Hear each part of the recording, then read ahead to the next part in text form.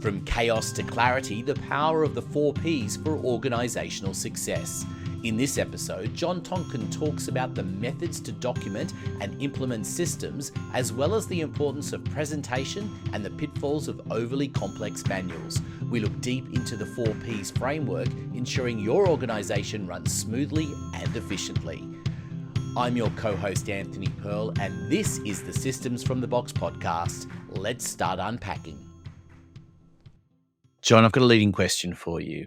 As someone who's been working in systems for a long time and in a space where I imagine that it's constantly evolving, particularly with technology and things, what's the best way to capture systems? The best way to capture systems is the way that that will make it easier to present, because we don't capture systems to have them captured. We capture systems to share them or to get them out to the team. And that team these days is more and more going to be distributed, not in one office. So there could be people in different offices around the country or in different countries and so on. I worked with one company. You look at the website and it looks as if it's a great big, in a big multi-story tower in New York somewhere. And it actually happens to be done on a dining room table in Italy, northern Italy. But they do have people in New York, and they have people in Colombo, Mexico, Philippines, Hong Kong, and the UK. But it's one company. And so really it's a matter of saying exactly what do we want, what do we have to present, and making sure that everything goes together to get there. Appearance of your company doesn't have to be what the company is. So we have to make sure that our company does what it's supposed to do rather than says what it's supposed to say and doesn't really do it. I think one of the things is when it comes to people starting down this process of documenting systems, and I imagine that most businesses probably start trying to do it themselves in some way, shape, or form, that I imagine there's often these long, complicated documents that nobody ever is going to read again, that have this idea that it's this massive manual. Cool. And it's not that really, is it? Yeah. It is not that, and it shouldn't be that. I remember working with a business group that I'm very close to, and we decided that we would do a presentation that would show how effective systems can be. And the business we were working with was a childcare business. And I don't know whether anyone listening has any experience with childcare, but they tend to have these great big, very heavy documents, which are full of policy, process, procedure, and maybe the props, as well as legislation and the areas of care and the codex and all the rest of it. But it ended up being such a heavy, horrible thing that it really scared me in the end. I didn't think that presentation was a success because of that. Because here's a document that no one is ever going to look at after it's been written. If they do, they would be doing it only to be able to say, tick, I have done that, or we have updated that because I put another full stop in somewhere, to get compliance. And they're so heavy that you can't read them. No one can read the document and follow it through. It's not a storybook. This is something where they've got headings that don't really matter, headings that don't really relate to the actual process. And they mix up bits of policy and legislation and process and procedure all the way through it. Most of them defy logic. If you were to say to somebody, here is the protocol for bringing on a new client, you'd have to go there and say, oh, but let me explain it to you. And as soon as you have to do that, let me explain what this means, you've failed. And this is why so many of those big, heavy documents don't work.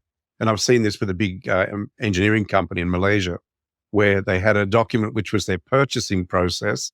And it was a great, big, very, very impressive looking flow chart. And I said, oh, good, that's great. And I looked at it and I thought, this is one of those theoretical things that doesn't really work anywhere but a paper.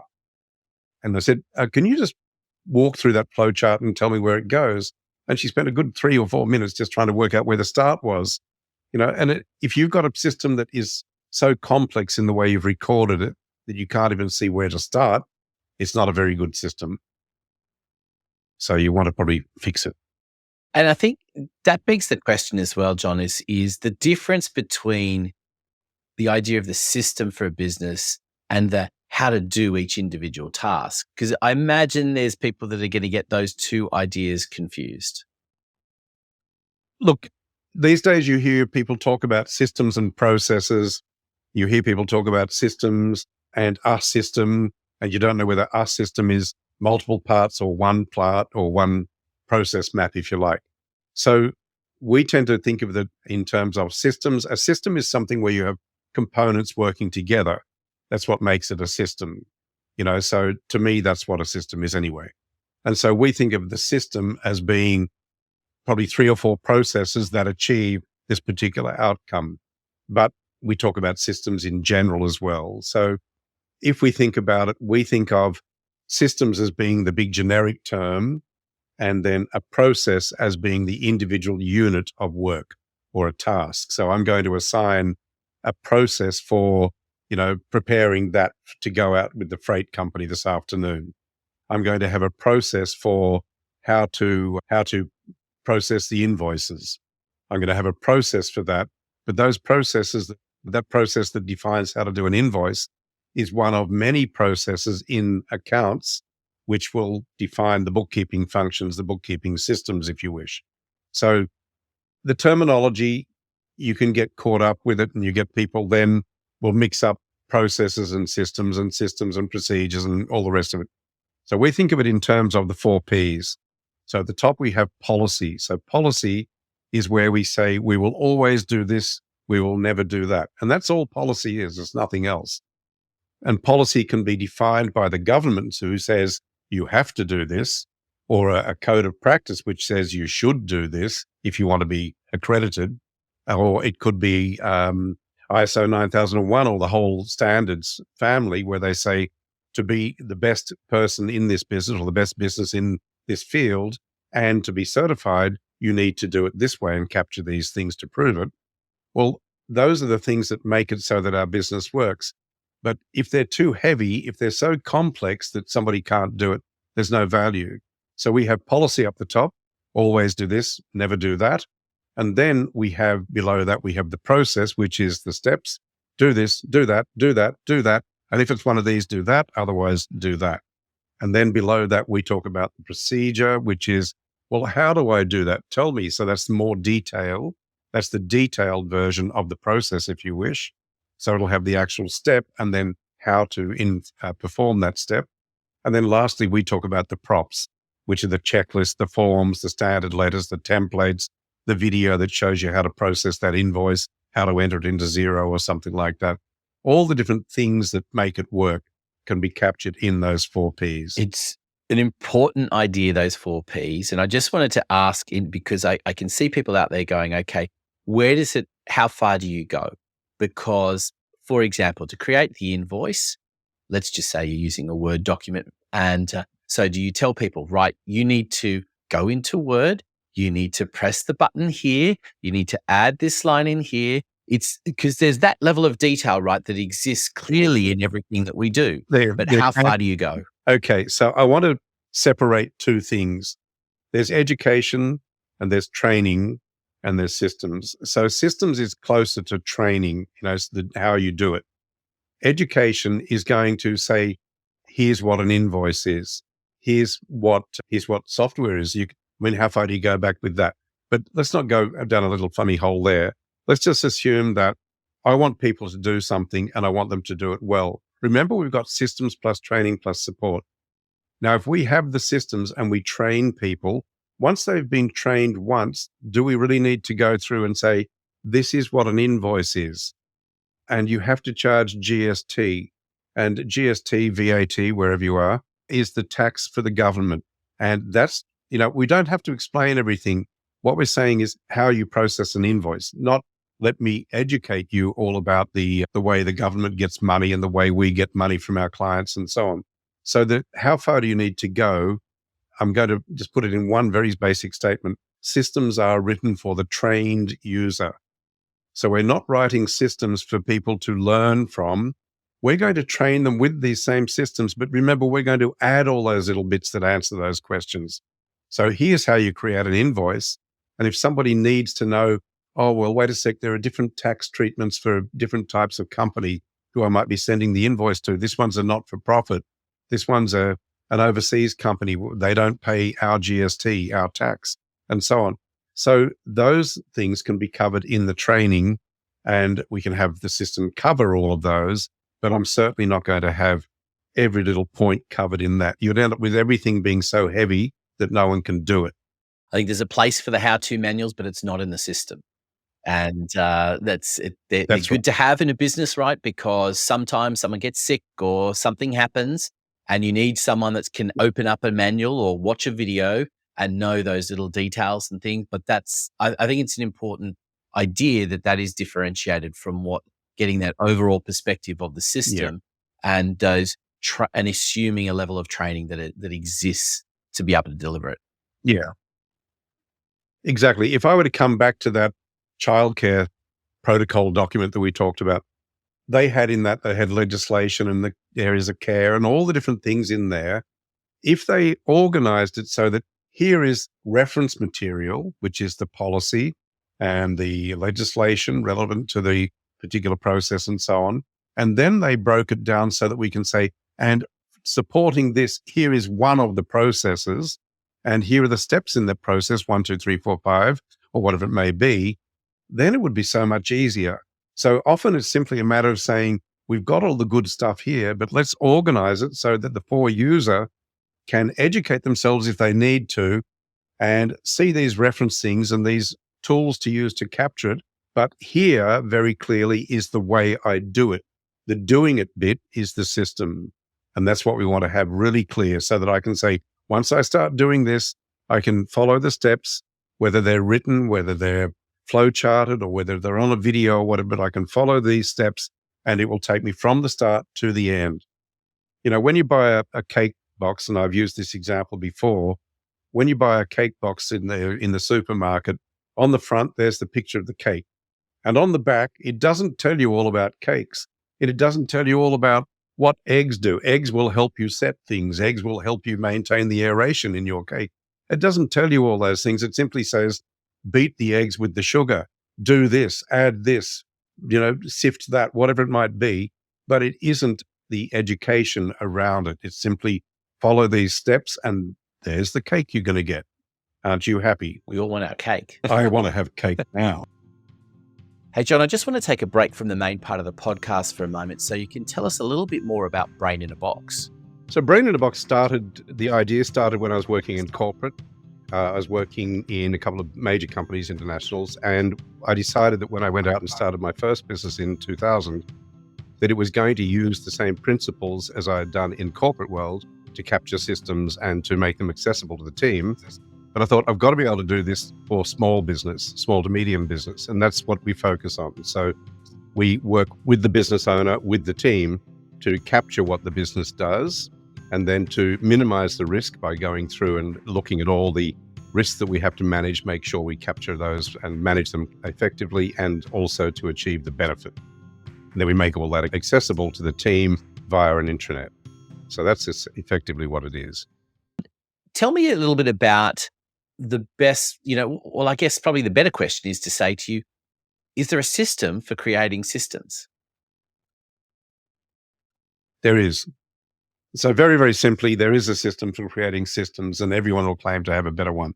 But the crucial thing is, and it's a visual, so I can't show you right here, but the first step is always going to be something along the lines of, where do we want to start and where do we want to finish in this one thing we do? So if you think about most processes that make up that system, because remember, the system could be the whole sales process, but we want to talk about how we make sales calls. We want to talk about how we conduct a site visit for a new prospect, how we do this or how we do that. And each of those has its own start and stop point. And so we need to work out, where do we start and where do we finish? And that's telling us that. We want to say, all right, what do we need to have at the beginning to do this process? What do we have to do at the end? The housekeeping, putting it away, storing this, saving that. And lastly, we come to, and what do we actually do? Because that's the beginnings of the process. And then once we've done that, then we're ready to capture the process. We're mapping the process. Other people will capture it with a video. But those first steps are still critical. There's no point in having a video that just starts at the beginning of the morning, 7:30 or 8 o'clock when you get to work, and finishes when you're about to go home. That's not systems. That's just a very long, boring video. And you may be able to go through it and scratch some gems out of it. But what we want is something that we can say, there's the system, and so on. So capturing it and getting it out there and making it really clear to people is the crucial component there. And how important is it as a starting point for a business to be saying to each of the team members, write down what you do, and is that important to just say, just leave it as open-ended as that? Or is it something where you've actually almost got to train them and say, look, here's almost a form of things that you've got to do to give us all of that? Because part of it is you don't, at that early stage, I imagine that many team members feel as though this is an onerous extra task and don't see the overall perspective and the overall value of it. So how do you bring people on board to do that and to get that first part of the process underway? Yeah. And you're dead right. If you were to give it to somebody and say, could you write down everything you do? It sounds like such a basic way of doing it. It sounds like, oh, great. I'll tell them to write it down. They'll write it down and look, I've got my systems. So cool. But then when you think about it in reality, you want to try this little test. Have somebody do something and you watch them as they do it. So maybe you're watching somebody enter that invoice on Xero and you're just standing there and watching them and say, could you tell me everything you're doing as you go along? And they'll say, all right, well, I've got the order here that we have to invoice the client for, and I'm just going to enter it in. And they say, wait a sec, whereabouts are you entering it? What did you click to get there, and so on. So they miss out 2/3 of the instructions when you just say, write it down, because they're just going to have possibly, open Xero, go to business invoices, and then create a new invoice and so on. And before you know it, they're saying that's all it is. And if you would just publish that, somebody who isn't familiar with it won't be able to follow it. And it won't be something that is easy to train. Remember, it's systems plus training. So we want to make sure we've got everything in there. So just asking people, can you go away and write down what you do? Sounds like such a good idea. In practice, it's a very risky thing to do. And even if they were to write down all the steps exactly as they did them, it may not be good enough because they're looking at it from the perspective of the doer. You might be looking at it as the perspective of the supervisor for that team or something. And you're saying, hey, wait a sec, that's great, but you're taking too long, or you're taking, you're doing it too quickly, or you're doing this or doing that. There's always that second perspective on it that we want to make sure we've captured as well. So the business owner is looking at it from the perspective of what do we spend? What's the unit spend on this to actually get this thing done? How many of those can we do in a day? All the different measures that they may be doing, looking at to see whether the process is working properly. But we've got to make sure we capture all of them. So my view would always be at least somebody needs training to make sure that they go through it. And then if you were getting somebody to write it down, I'd say, well, after that, you've got to do the blind monkey test, which is simply you hand it to somebody and can they follow it? And you find out very quickly, no, you can't. So I would say there's proof that it isn't a good thing to do as well. So what we always recommend is that we're going to go through and work with the team member to help them capture it. So we're going to define it with them as we go, because then as we're working with the client, with that team, we can then refine what they say, what they see as we go so that they actually learn as they're doing it. And we find that's very practical. By the time they've done one or two systems, one or two processes, they will be going and starting to draft it. They become partners in the exercises, not me leading them. I never lead them in terms of defining the processes, their process. But I do want to be able to give them guidance that lets them do it more effectively. And when you see that they can work it and come up with the same level of detail, the same level of risk management in that process, then you know you're on top of things. And I suppose at that early stage as well, giving them a perspective on what they're contributing towards is huge, isn't it? Because I know I've experienced the other side of things where you start to document systems and people become anxious about their job security because they think that you're trying to document something so that you can replace them, which is not necessarily the case. I'm sure there are some circumstances, but that's not really the intent of this whole process. No, the general intent is purely we want to improve the way the business works. And often when people do it, they may have that predilection that says, ooh, flight or fear and so on. And they may think, oh, they're going to sack me. They're going to get rid of me. And generally speaking, it's only that the business owner sees that we've got some slack in there. We want to improve that. Or we do it very well, but we know we need to improve it and make it work more effectively. There can be 100 reasons. But obviously what we're doing is to try and improve. Improve may elicit something where we come up with the idea that, having now improved it, I can see that we don't need that other person. But generally, it means that now I can move them to something where we do need that person, which is the general way of looking at it. Most people don't want to throw away team members. Most people want to make the best use of them they can. And that's what systems lets them do. So it's pretty basic, really. Well, before you go, don't forget to hit the subscribe button on whatever platform you're tuned to. Thank you for listening to the Systems from the Box podcast featuring John Tonkin from Brain in a Box. Details on how to contact John and his team are in the show notes, along with other valuable links you don't want to miss. This podcast is produced by Podcast Done For You. I'm Anthony Pearl. We look forward to your company on the next episode.